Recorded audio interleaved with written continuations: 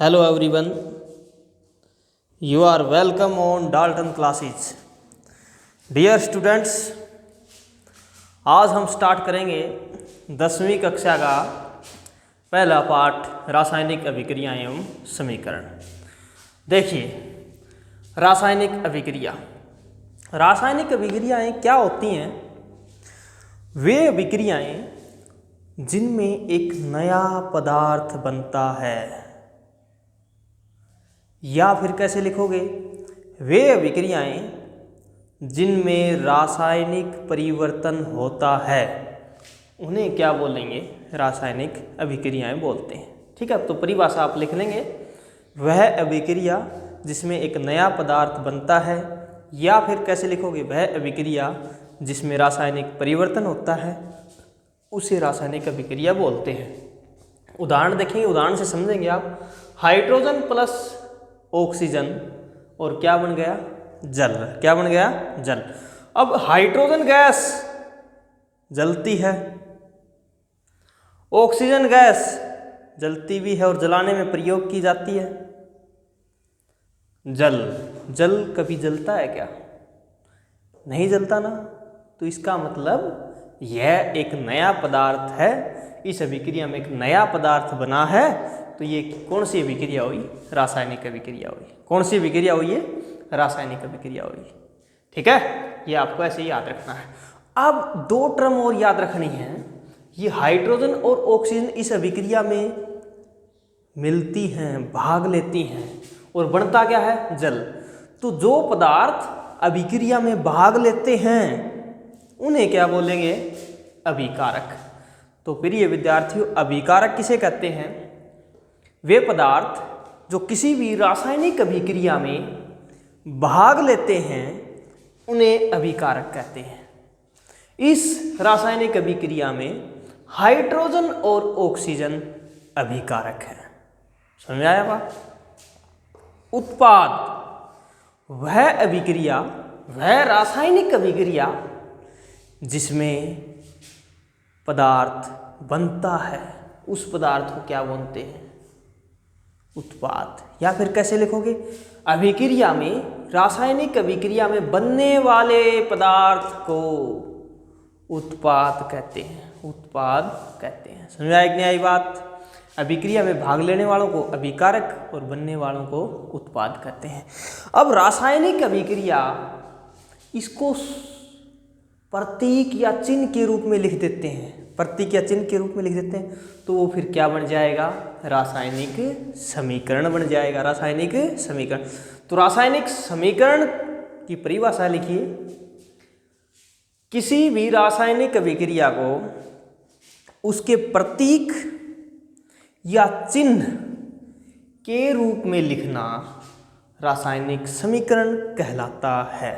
Okay, hydrogen को H2 के द्वारा, ऑक्सीजन को O2 के द्वारा और जल को H2O, इनके चिन्हों के द्वारा लिख दिया है इसको, तो ये रासायनिक समीकरण बन चुका है। ओके, रासायनिक समीकरण कितने प्रकार के होते हैं?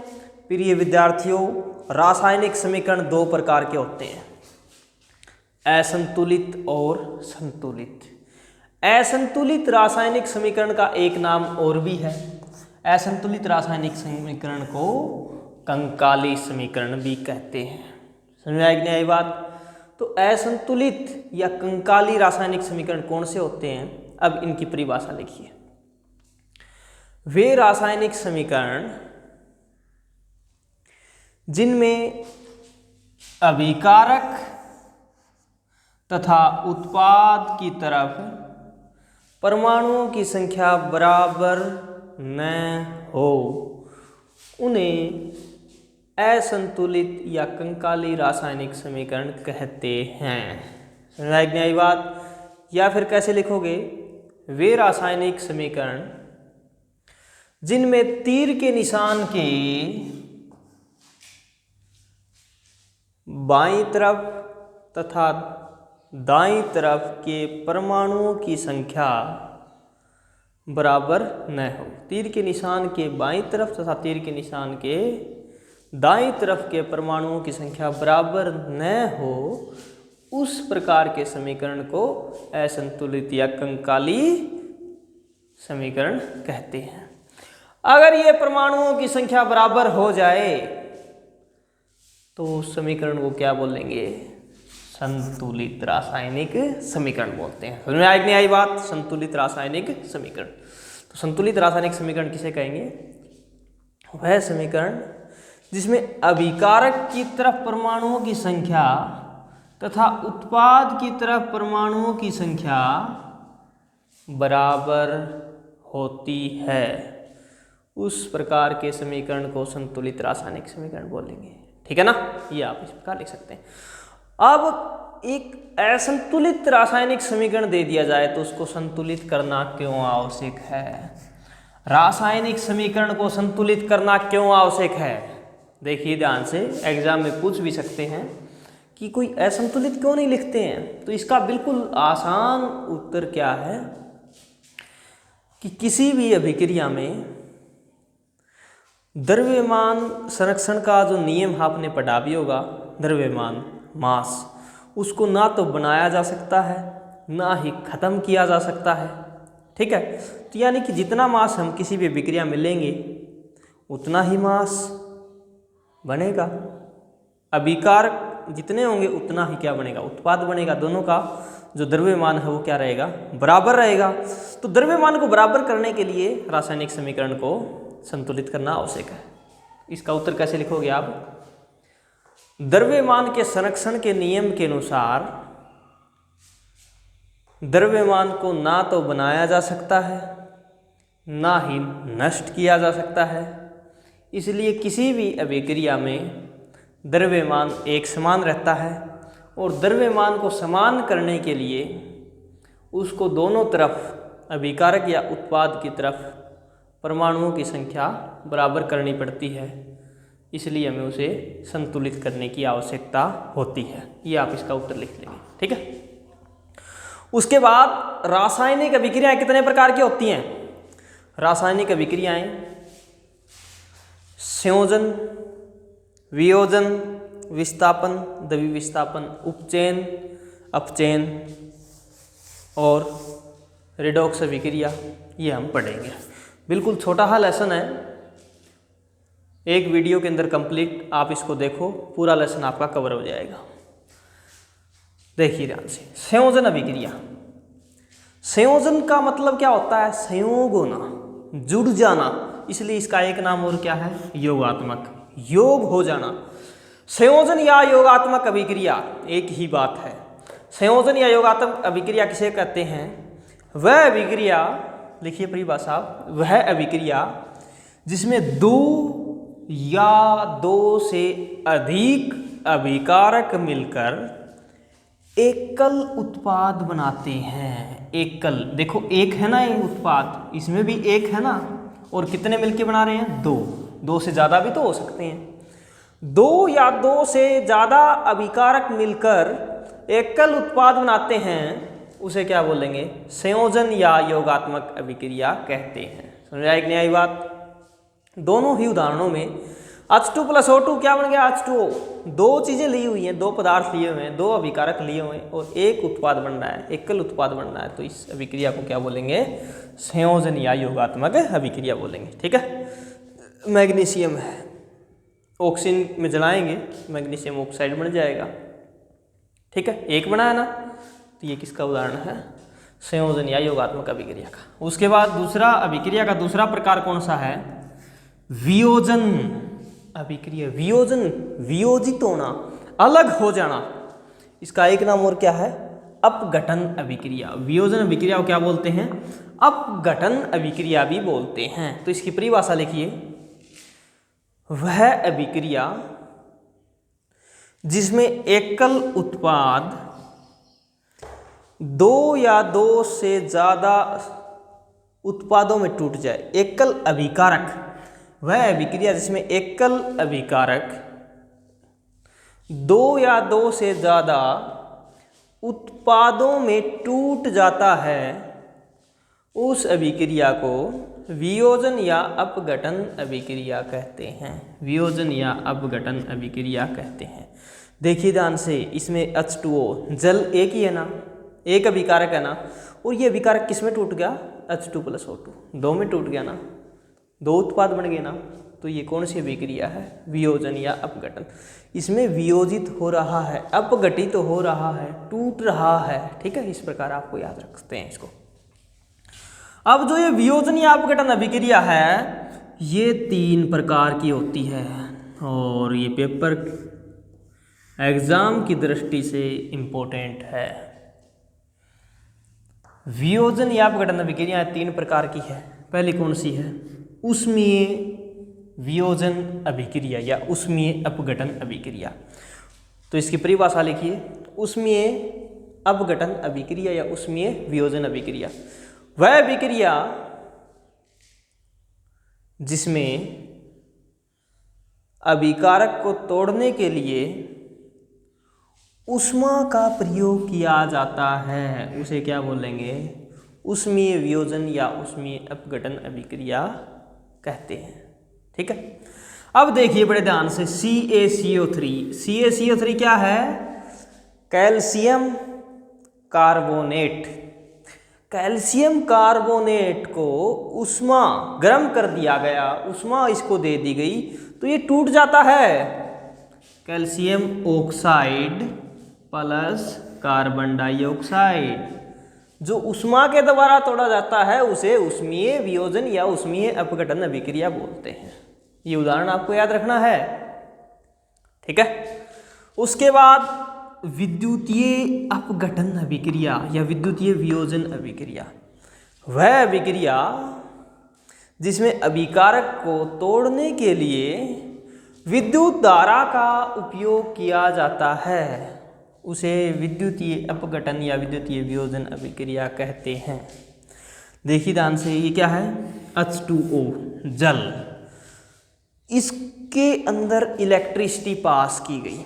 इसके अंदर क्या पास की गई, इलेक्ट्रिसिटी पास की गई, विद्युत धारा पास की गई। तो विद्युत धारा जैसे ही इसके अंदर से जाती है तो हाइड्रोजन और ऑक्सीजन अलग अलग हो जाते हैं, अलग अलग हो जाते हैं। तो इस अभिक्रिया को क्या बोलेंगे, विद्युतीय अपघटन अभिक्रिया। ठीक है, हाइड्रोजन कैथोड पर बनता है और ऑक्सीजन एनोड पर बनता है। इसमें जो हाइड्रोजन गैस होती है वो ऑक्सीजन से कितनी होती है, 2 गुनी, डबल होती है, क्योंकि वाटर के अंदर देखो H2O, हाइड्रोजन तो 2 हैं और ऑक्सीजन 1 है। तो जो जल है ना, जल के अंदर हाइड्रोजन 2 गुना होता है ऑक्सीजन से, इसलिए जो ऑक्सीजन और हाइड्रोजन गैस जिस ट्यूब में आती है ना, उसमें हाइड्रोजन गैस ऑक्सीजन से डबल होती है, 2 गुनी होती है। ठीक है ना, ये आपको याद रखना है। तीसरी वियोजन अभिक्रिया या अपघटन अभिक्रिया कौन सी है, प्रकाशीय। वह अभिक्रिया जिसमें अभिकारक को तोड़ने के लिए सूर्य के प्रकाश का प्रयोग किया जाता है, उसे क्या बोलेंगे, वियोजन या अपघटन अभिक्रिया बोलेंगे। सिल्वर क्लोराइड, ये क्या है, सिल्वर क्लोराइड, Ag सिल्वर है, Cl क्लोरीन है, सिल्वर क्लोराइड। अब इसको सूर्य के प्रकाश में रख दिया हमने। सूर्य के प्रकाश में रखने पर सिल्वर से जो क्लोरीन है वो गैस के रूप में बाहर निकल जाएगी, उड़ जाएगी, यानी टूट गया ना सिल्वर और क्लोरीन। तो इसको तोड़ने के लिए सूर्य के प्रकाश का प्रयोग किया जाता है, इसलिए इसको क्या बोलते हैं, प्रकाशीय वियोजन या प्रकाशीय अपघटन अभिक्रिया। ठीक है, तो ये आपको अच्छी प्रकार से याद होना चाहिए। अब एक बात और बड़े ध्यान से समझने की है। अब हमने जैसे हाइड्रोजन गैस है, हाइड्रोजन गैस को जलाया तो जल बन गया। जो एरोप्लेन हैं, हवाई जहाज़ हैं, रॉकेट हैं, रॉकेट के अंदर हाइड्रोजन ईंधन के रूप में यूज की जाती है, तरल हाइड्रोजन ईंधन के रूप में यूज किया जाता है, और वो ऑक्सीजन के साथ जलता है ना तो वाटर बाहर निकल जाता है, और इसमें काफ़ी ज़्यादा ऊष्मा बाहर निकलती है। काफ़ी ज़्यादा क्या बाहर निकलती है, ऊष्मा। तो वह अभिक्रिया जिसमें उत्पाद के साथ साथ ऊष्मा भी बाहर निकलती है उसे ऊष्माक्षेपी अभिक्रिया कहते हैं। तो समझ में आई कि नहीं आई बात। ऊष्माक्षेपी अभिक्रिया क्या बोलते हैं, वे अभिक्रिया जिनमें उत्पाद के साथ साथ ऊष्मा भी बाहर निकलती है उसे ऊष्माक्षेपी अभिक्रिया कहते हैं। और उष्माक्षेपी अभिक्रिया जो है ना, वो संयोजन या योगात्मक अभिक्रियाएं हैं, ये सारी की सारी क्या होती हैं, सामान्यतः सारी की सारी ये उष्माक्षेपी होती हैं, क्योंकि इनमें उष्मा बाहर निकलती है। जैसे C+O2, CO2 प्लस में उष्मा, C क्या है, कार्बन, कोयला। हम कोयले को जलाएंगे, ऑक्सीजन के साथ जलेगा ना वो, और क्या कौन सी गैस बाहर निकलेगी, CO2, और साथ में कोयला क्या भी दे देगा, काफ़ी ज़्यादा उष्मा, एनर्जी, ऊर्जा भी बाहर देगा ना। तो ये कैसी अभिक्रिया, उष्माक्षेपी, और ये दोनों मिलके एक बना रहे हैं CO2। तो ये संयोजन अभिक्रिया भी है, और संयोजन अभिक्रियाएं क्या होती हैं, सामान्यतः उष्माक्षेपी अभिक्रिया होती है। ठीक है, तो उष्माक्षेपी अभिक्रियाएं कौन सी होती हैं, आप परिभाषा लिख सकते हैं। वे अभिक्रियाएं जिनमें उत्पाद के साथ साथ उष्मा भी बाहर निकलती है, उन्हें उष्माक्षेपी अभिक्रियाएं कहते हैं। और उदाहरण आप ये भी लिख सकते हैं, ये भी लिख सकते हैं। ठीक है, उष्माशोषी अभिक्रिया, वे अभिक्रियाएं जिनको पूर्ण करने के लिए या पूर्ण कराने के लिए उष्मा दी जाती है, उष्मा दी जाती है, उन्हें क्या बोलेंगे, उष्माशोषी अभिक्रियाएं। क्या कहते हैं उन्हें, उष्माशोषी अभिक्रियाएं कहते हैं। या फिर वह अभिक्रिया जिसमें उष्मा का प्रयोग किया जाता है या उष्मा का शोषण किया जाता है, उष्मा शोषी जाती है। देखो, इस अभिक्रिया में उष्मा गर्म कर दिया ना हमने, इसको गर्म किया है, तभी तो इसको क्या बोलेंगे, उष्मीय वियोजन अभिक्रिया। इसमें उष्मा के रूप में ही हमने किसका प्रयोग कर लिया, ऊर्जा के रूप में विद्युत धारा का प्रयोग किया, इसमें ऊर्जा के रूप में सूर्य का प्रकाश का। यानी कि इन तीनों अभिक्रियाओं में उष्मा का प्रयोग किया जाता है इन अभिक्रियाओं को पूर्ण कराने के लिए, इसलिए इन अभिक्रियाओं को क्या बोलते हैं, उष्माशोषी अभिक्रियाएं बोलते हैं। तो आप उष्माशोषी जो अभिक्रियाएं हैं उनका उदाहरण आप ये तीनों लिख सकते हो। ठीक है, तो सारी की सारी जो वियोजन या अपघटन अभिक्रिया होती हैं वो क्या होती हैं, उष्माशोषी। और संयोजन या योगात्मक अभिक्रिया होती है वो क्या होती है, उष्माक्षेपी। ठीक है ना, ये बात आपको समझ में आ चुका है। उसके बाद विस्थापन अभिक्रिया, उसके बाद विस्थापन अभिक्रिया। विस्थापन, एक अभिकारक दूसरे को विस्थापित कर देता है, उसे क्या बोलेंगे, विस्थापन अभिक्रिया। क्या बोलेंगे, विस्थापन अभिक्रिया। देखिए ये है आयरन, Fe, Fe क्या होता है, आयरन, लोहा। ये है कॉपर सल्फेट, क्या है, कॉपर सल्फेट, CuSO4। हमने क्या किया, लोहे की कील को किस में डाल दिया, कॉपर सल्फेट में। अब जो ये लोहे की कील है आयरन, ये जो है ये इस कॉपर से ज़्यादा अभिक्रियाशील है।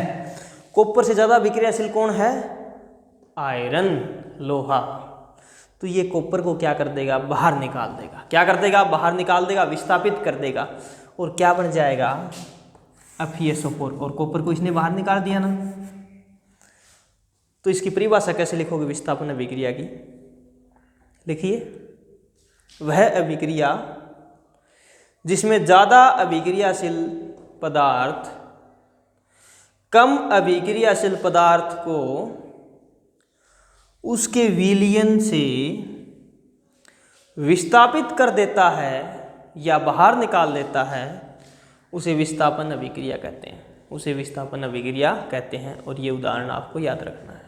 ठीक है, उसके बाद द्वि विस्थापन अभिक्रिया। द्वि विस्थापन अभिक्रिया, अब इसमें तो क्या होगा, दोनों तरफ, इसमें सिर्फ एक ही तरफ विस्थापन हो रहा है ना, या कॉपर सल्फेट से कॉपर बाहर निकल रहा है, विस्थापित हो रहा है। इसमें दोनों तरफ विस्थापन हो जाएगा तो उसे क्या बोल देंगे हम, द्वि विस्थापन अभिक्रिया। क्या बोल देंगे, द्वि विस्थापन अभिक्रिया। अब इसमें विस्थापन अभिक्रिया में एक बात और भी याद रखनी है, ये कॉपर सल्फेट जो है ना, ये नीले रंग का होता है। कैसे रंग का, नीले रंग का।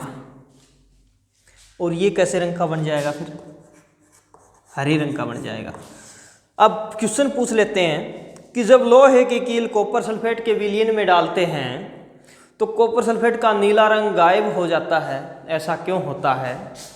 ऐसा इसलिए होता है क्योंकि उनमें विस्थापन अभिक्रिया होती है।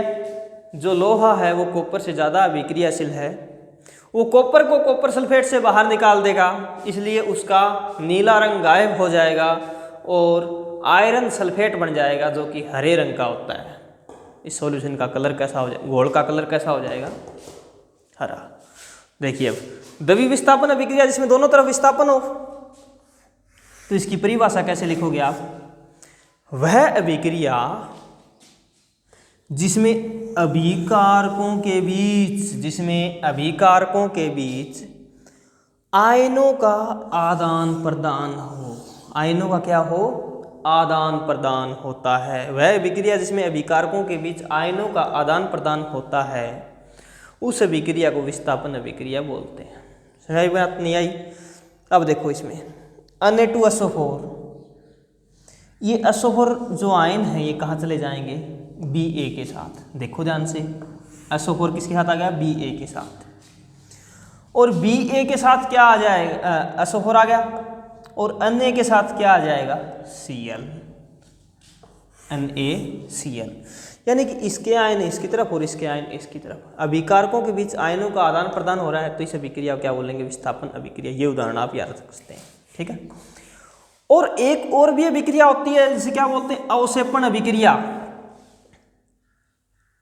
उसका भी यही उदाहरण है, यानी कि एक उदाहरण से आप दो दो अभिक्रिया याद रख सकते हो बिल्कुल आसानी से। वो भी अवक्षेपण अभिक्रिया कौन सी होती है, वह अभिक्रिया जिसमें अवक्षेप बनता है। क्या बनता है, अवक्षेप। वह अभिक्रिया जिसमें क्या बनता हो, अवक्षेप बनता है, उसे क्या बोलेंगे, अवक्षेपण अभिक्रिया बोलते हैं। उसे क्या बोलते हैं, अवक्षेपण अभिक्रिया। अब ये अवक्षेप क्या होता है, अवक्षेप होता है अविलेय पदार्थ, अघुलनशील पदार्थ। बड़े ध्यान से देखिए कि क्या लिखा वहां पर, AQ। जनरली अभिक्रिया में जो ठोस पदार्थ होता है ना, उसको लिखा जाता है S से। ठोस को किससे लिखते हैं, S से। तरल को किससे लिखते हैं, L से। और जलीय विलयन,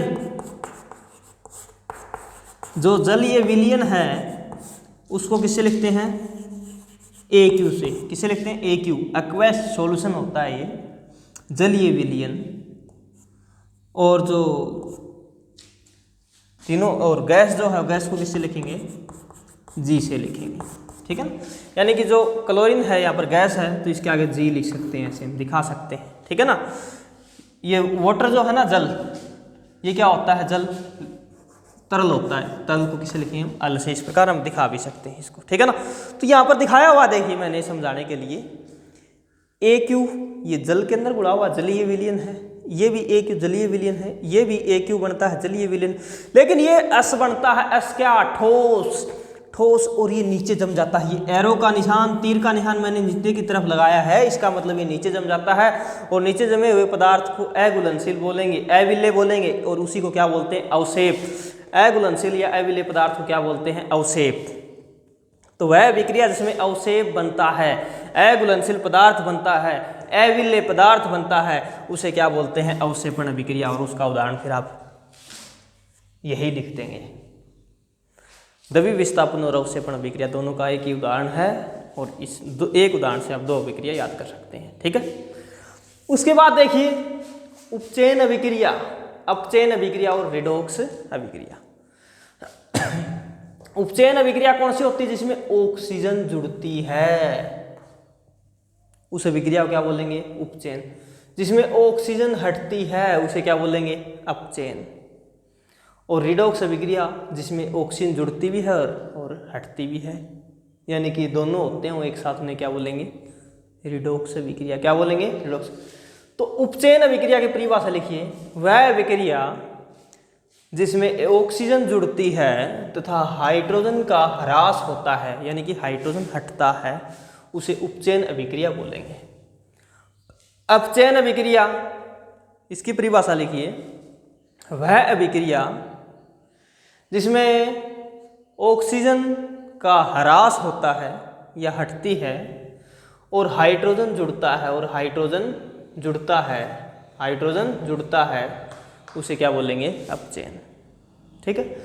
अब रिडॉक्स अभिक्रिया की परिभाषा लिखिए, वह अभिक्रिया जिसमें उपचयन और अपचयन एक साथ होते हैं उसे क्या बोलते हैं? रिडॉक्स अभिक्रिया। रिडॉक्स अभिक्रिया कैसे कहेंगे? जिसमें उपचयन और अपचयन दोनों एक ही साथ होते हैं, उसे रिडॉक्स अभिक्रिया बोलते हैं। और उसका उदाहरण क्या याद रखोगे? ये एक उदाहरण से आप इस कंप्लीट को याद रख सकते हो। देखिए बड़े ध्यान से, CuO copper oxide. Copper oxide से क्या बन गया? कॉपर। इससे ऑक्सीजन हटी है या जुड़ी है? ऑक्सीजन हट गई है, तो इसका मतलब कॉपर ऑक्साइड का क्या हो गया यहाँ पर? अपचयन। पेपर में दे भी सकते हैं कि बताओ इसमें किसका अपचयन हो रहा है, तो हमें सीधा दिखाई दे रहा कि ऑक्सीजन जिससे हटेगी उसका अपचयन होगा। तो कॉपर ऑक्साइड का क्या हो रहा है? अपचयन हो रहा है। ठीक है, अब इसमें पूछ सकते हैं कि उपचयन किसका हो रहा है? हमें पता है जिसके साथ ऑक्सीजन जुड़ेगी उसका क्या हो जाएगा? उपचयन। H2 से क्या बनेगा? H2O। ऑक्सीजन जुड़ गई ना इसमें, तो इसका क्या हो गया? उपचयन।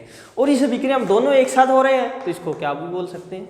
रिडॉक्स रिएक्शन या रिडॉक्स अभिक्रिया भी बोल सकते हैं। क्या बोल सकते हैं? रिडॉक्स अभिक्रिया भी हम इसको बोल सकते हैं। ठीक है, तो एक उदाहरण से आप ये तीनों अभिक्रिया याद रख सकते हैं। ठीक है ना। उपचयन आ जाए तो सिर्फ उपचयन दिखा दीजिएगा ये उदाहरण देकर, अपचयन आ जाए सिर्फ अपचयन दिखा दीजिएगा इसमें, और ये उदाहरण लिख दीजिएगा। रिडॉक्स अभिक्रिया आ जाए तो ये दोनों दिखा देने हैं आपको। ठीक है ना, तो इससे आपके तीनों अभिक्रियाएं पूर्ण हो रही हैं, कंप्लीट हो रही हैं। उसके बाद देखिए एक टर्म है संसारण। अब पेपर में आ सकता है कि संसारण क्या है। बिल्कुल आसान भाषा में लिखो, पर्यावरणीय प्रभाव के कारण धातुओं का कमजोर पड़ जाना ही संसारण कहलाता है। जैसे लोहे को जंग लगना, चांदी के ऊपर काली परत आना, तांबे के ऊपर हरी परत चढ़ना, ये सभी संसारण के उदाहरण हैं। लोहे को खुला छोड़ देंगे तो लोहा ऑक्सीजन तथा जल से विक्रिया करके आयरन से आयरन ऑक्साइड बन जाता है। उसके ऊपर ऑक्साइड की एक परत आ जाती है जिसे जंग लगना भी कहते हैं, और इस प्रक्रिया को संसारण कहते हैं। चांदी जो होती है, चांदी सल्फर से विक्रिया करके सल्फाइड बनाती है, और उसके ऊपर काले रंग की एक परत आ जाती है, उसे भी संसारण कहते हैं। तांबा जो है, जो कार्बन डाइऑक्साइड गैस है और वाटर है, इनसे अभिक्रिया करके कार्बोनेट और हाइड्रोक्साइड की एक परत आ जाएगी जो हरे रंग की होती है, उसका भी क्या हो जाता है? संसारण। संसारण के नुकसान क्या हैं? बड़े बड़े जो पुल हैं, लोहे के बने हुए ब्रिज, पुल, वो कमज़ोर पड़ जाते हैं और कुछ सालों के बाद ख़राब हो जाते हैं। ठीक है, बड़ी बड़ी गाड़ियां हैं, वो जंग लगने से, संसारित होने से कमज़ोर पड़ जाएंगी और वो टूट जाएंगी, यानी कि ख़राब हो जाएंगी। तो संसारण के काफ़ी सारे नुकसान हैं। अब संसारण से बचा कैसे जा सकता है? पेंट करके। लोहे को पेंट कर देंगे तो उसको जंग नहीं लगता है, क्योंकि वो हवा और जल के संपर्क में नहीं आता है। तो पहला पेंट करके, दूसरा ग्रीस का प्रयोग, तेल का लेपन करके, और चौथा जस्तीकरण करके। क्या करके? जस्तीकरण, जस्ते की परत चढ़ाकर। जैसे लोहे के ऊपर हमने जिंक की परत चढ़ा दी तो उसे जस्तीकरण बोलते हैं। ठीक है ना। एक होता है मिश्र धातुएं बनाकर, जैसे लोहा है, लोहे को तो जंग लग जाता है। हमारे घरों में जो बर्तन प्रयोग किए जाते हैं वो किसके होते हैं? स्टील के होते हैं, और स्टील एक मिश्र धातु है, उसको जंग नहीं लगता है। हम प्रतिदिन उसमें खाना खाते हैं, पानी डालते हैं, या हवा और वो जल के लगातार संपर्क में रहते हैं, फिर भी वो संसारित नहीं होती हैं, क्योंकि वो क्या होती हैं? मिश्र धातुएं होती हैं। तो मिश्र धातु बनाकर भी संसारण से बचा जा सकता है। ठीक है, ये बचने के उपाय थे। उसके बाद विकृत गंधिता। विकृत गंधिता क्या है? जब, लिखिए ध्यान से, जब तेल तथा खाद्य युक्त सामग्री को लंबे समय तक खुला छोड़ दिया जाता है तो वे पदार्थ ऑक्सीकृत हो जाते हैं या फिर उपचयित हो जाते हैं। ऑक्सीकृत या उपचयित हो जाते हैं, जिससे उनमें एक अजीब सी गंध आने लगती है, उनका स्वाद तथा गंध बदल जाती है, और इस प्रक्रिया को क्या बोलते हैं? विकृत गंधिता बोलते हैं। वो कैसे हो जाएंगे? विकृत गंधित हो जाएंगे और उसे क्या बोलते हैं? विकृत गंधिता बोलते हैं। ठीक है ना। जब तेल और खाद्य युक्त सामग्री को लंबे समय तक खुले में छोड़ोगे तो वो ऑक्सीजन से अभिक्रिया करके ऑक्सीकृत हो जाएंगे। ठीक है। उनका स्वाद और जो गंध है वो परिवर्तित हो जाएगी, वो विकृत गंधी हो जाएंगे और उसी को क्या बोलते हैं? विकृत गंधिता बोलते हैं। ठीक है। अब इसका नुकसान क्या है? तेल खाद्य युक्त सामग्री है, छोड़ देंगे तो खराब हो जाता है। जैसे भोजन को छोड़ दिया, खराब हो जाएगा खुले में छोड़ने पर। तो ये इसका सबसे बड़ा नुकसान है। दूसरा, इससे बचा कैसे जा सकता है? अब हमारे भोजन को हम अगर फ्रीज में रख दें या गर्म कर दें तो जो जीवाणु हैं, सूक्ष्म जीव हैं, वो उनको खराब नहीं कर पाएंगे, तो वो गंधित नहीं होंगे। जिस तो पहली बात, तापमान में परिवर्तित करके। दूसरा, उनको वायुरोधी बर्तनों में रखकर, वायुरोधी बर्तनों में रखकर, जैसे फौजी होते हैं उनके लिए हम खाना पहुंचाते हैं, तो उन खाना कैसे पहुंचाते हैं? वायुरोधी बर्तन होते हैं, उनमें ऑक्सीजन नहीं जाती है। ऑक्सीजन नहीं जाने से वो भोजन खराब नहीं होता है लंबे समय तक भी। तो वायुरोधी बर्तनों में रखकर, तापमान में परिवर्तित करके। और तीसरा है विकृत गंधिता से बचने का उपाय, उनमें अक्रिय गैस भरकर। जैसे चिप्स की थैली लेके आते हो आप, तो चिप्स की थैली में कौन सी गैस भरी जाती है? नाइट्रोजन गैस भरी जाती है। ये नाइट्रोजन गैस एक अक्रिय गैस है, ये इसका ऑक्सीकृत नहीं होने देगी, और इसको ऑक्सीकृत नहीं होने देगी तो ये चिप्स खराब नहीं होंगी। ठीक है ना। तो उनमें अक्रिय गैस भर के, वायुरोधी बर्तनों में रख के, तापमान में परिवर्तित करके विकृत गंधिता से बचा जा सकता है। ठीक है। तो ये पूरे का पूरा जो चैप्टर है ये आपको अच्छी प्रकार से इसके अंदर कंप्लीट हमने कर लिया है। तो इसके जो एग्जाम्पल हमने कराए हैं वो विशेष तौर पर आपको समझ में आ चुके होंगे। इन एग्जाम्पल को आप कॉपी के अंदर लिखिए। जो मैंने परिभाषाएं बोली हैं उनको आप वीडियो को रोककर लिखिए, दोबारा सुन के सभी परिभाषाएं लिखिए तथा सभी उदाहरण भी लिखिए और इनको याद कीजिए। तो पूरा का पूरा जो चैप्टर है ये आपका कवर हो जाएगा। फिर इसके जो पाठ के अंदर क्वेश्चन दिए हुए हैं वो समझिए, उनको याद कीजिए और अभ्यास के जो प्रश्न दिए हैं उनको याद कीजिए। अब एक छोटी ही बात मैं लास्ट में आपको बताने जा रहा हूँ जो इस पाठ के अंदर दी हुई है। कैल्शियम ऑक्साइड, ये होता है कैल्शियम ऑक्साइड CaO। इसका नाम क्या होता है? बिना बुझा चूना। क्या होता है? बिना बुझा हुआ चूना। बिना बुझा हुआ चूना पूछ लेते हैं, बिना बुझा हुआ चूने किसे कहते हैं? कैल्शियम ऑक्साइड को। अब हम इसको हमने किस में डाल दिया? जल में डाल दिया, तो क्या बन जाएगा? Calcium hydroxide. क्या बन जाएगा? Calcium hydroxide. और इसको क्या बोलते हैं? बुझा हुआ चूना। बुझा हुआ चूना। समझ आएगी नहीं आई बात? बिना बुझा हुआ चूना और बुझा हुआ चूना किसे बोलते हैं आपको याद रखना। बुझा हुआ चूना कौन सा होता है? Calcium hydroxide. ठीक है। अब एक क्वेश्चन और पूछ लेते हैं कि दीवारों पर सफेदी करने के लिए हम किसका प्रयोग करते हैं? दीवारों पर सफेदी करने के लिए हम दुकान से सफेदी जो लेके आते हैं ना, वो क्या होती है? बिना बुझा हुआ चूना होता है, वो कैल्शियम ऑक्साइड होता है। और ये कैल्शियम ऑक्साइड को हम लाते ही जल में डालते हैं, उससे क्या बन जाएगा? बुझा हुआ चूना बन जाएगा। और प्लस में उष्मा भी इससे बाहर निकलती है। अब ये जो बुझा हुआ चूना है, ये बुझा हुआ चूना है, इसका दीवारों पर हम लेप करते हैं। अब जैसे ही हमने इसको दीवारों पर लगा दिया तो ये किससे अभिक्रिया कर जाएगा? कार्बन डाइऑक्साइड गैस से। और ये कार्बन डाइऑक्साइड गैस से अभिक्रिया करके क्या बनाता है? CaCO3, कैल्शियम कार्बोनेट की परत बनाता है। यानी कि दीवारों के ऊपर जो सफ़ेदी करते हैं और उस सफ़ेदी सूखने के बाद एक परत बन जाती है, वो किसकी होती है?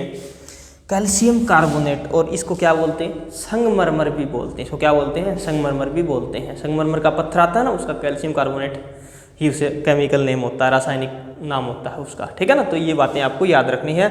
इस पूरे पाठ के अंदर कहीं भी किसी भी प्रकार की समस्या है तो कमेंट करिए। ठीक है। हमारे वीडियो को लाइक कीजिए और चैनल को ज़रूर सब्सक्राइब कीजिए। Thank you class.